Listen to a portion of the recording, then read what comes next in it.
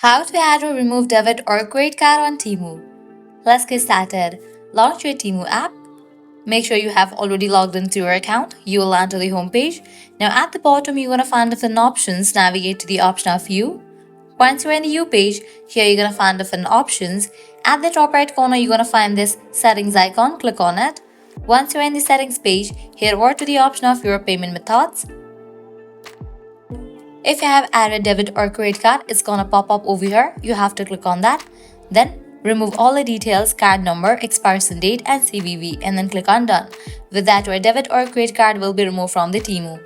Likewise, if you want to add it, you have to click on it, then type in your card number, type in the expiration date, then type in the CVV. After you provide all the details, click on add your card and your card details will be updated on Temu. So this is how you can easily add or remove debit or credit card on Temu. This was really simple and quick process. At the end, if you guys find this video helpful, don't forget to like, share and subscribe to our channel. Thanks for watching.